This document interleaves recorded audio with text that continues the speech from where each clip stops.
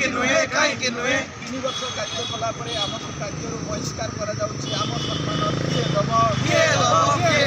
3 वर्ष कार्य कलापर आम कार्य बहिष्कार कर आम सम्मान किए दब सब विभाग टीका उठिला अतिथि प्रथा कहीं रहा सब विभाग टीका उठिला अतिथि प्रथा कहीं रहा समस्त विभाग कथा आम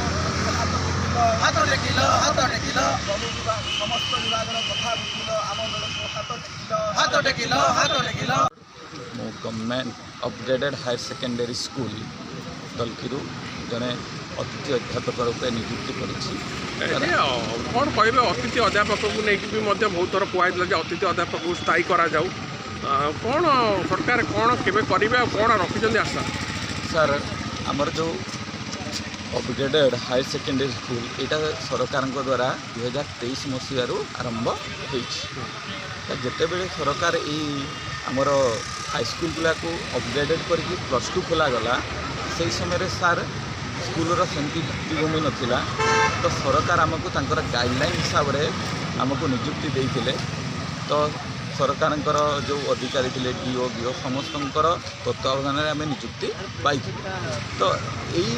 जो आम ये नियुक्ति पाइलु सर ये जो आमर अपग्रेडेड सब हायर सेकेंडरी स्कूल अच्छी सब ओडिशार उपांत अंचल अच्छी जो शिक्षार विकास होना तो सरकार चाहिए से जगार केमती उच्च शिक्षार विकास हम से किसी हाईस्कूल को ओडिशा रे अपग्रेडेड करा तो आमको से नियुक्ति दिगला आम से 3 वर्ष कार्य कर आम से स्कूल को निजर भावी आम आप्राण उद्यम कर पिलामानकर भविष्य गढ़ारे सरकार को पूर्ण मात्रा समर्थन किंतु सरकार गोटे नीति सार जहाँकि आमर भविष्य को अंधकारमय को ठेलीदेला से हूँ अतिथि शब्दर व्यवहार तो आमको नियुक्ति देले तो ता सहित अतिथि शब्दर प्रयोग करदे जहाँफल आमको गोटे स्कूल रे अतिथिर परिचय नहीं बंचा पड़ू जहाँ आमर अध्यापक अध्यापिका मानक बहुत कष्ट दूसरी सर आउ गोटे समस्या अच्छी सर सरकार आमको नियुक्ति देले किंतु प्रति 10 मासरे थे डिसएंगेजमेंट कर तो डिसएंगेजमेंट होगापर सर आम मानसिक भाव में भारसाम्य हर रखीचु तो आम जो पिला प्रति एत स्नेह श्रद्धा अच्छी सर आर वर्ष को आमको रखिए कि नहीं से द्वंद्व सर आम मानसिक स्थिति भल रोनी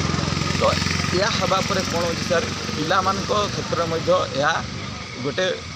इम्पैक्ट पकाउची जहाँ कि आम गोटे वर्ष पिला पाठ पढ़ेलु जदि आर वर्ष को आमको डिसएंगेज करा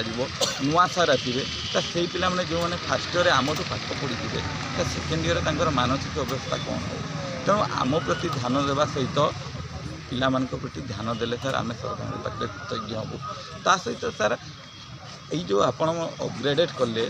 सर यही जो अंचल गुड़ाक ड्रॉप आउट रेट बहुत अच्छी सर तो आम जेहेतु प्रत्येक सार आम लोकल अंचल बिलंग करूँ आम से भाषा आ सामाजिक चलनी उपर अज्ञ तेणु आम केमिति पिला मानकु मोटिवेशन करी आमर ए स्कूल नाम लिखेबू से आम आप्राण उद्यम करूँ केमिति आमर उपांत अंचल शिक्षार विकास हो तो यही जो नूतन सरकार को नियम अनुसार तो आमको कौन कर 3 वर्ष पर आमको काढ़ी दे आम परवर्ती से OPSC नियुक्ति देवाई घोषणा कर तो आम 3 वर्ष सर काम कलु पर बर्तमान जदि सरकार आमको काढ़ी दि जाए आम जीवु कुआड़े आमर भविष्य कौन हम आम 3 वर्ष सरकार को साहाय्य कलु बर्तमान सरकार सर आमको नियमितर मान्यता देले आम कम से कम गोटे अध्यापक अध्यापिकार सम्मान प्राप्त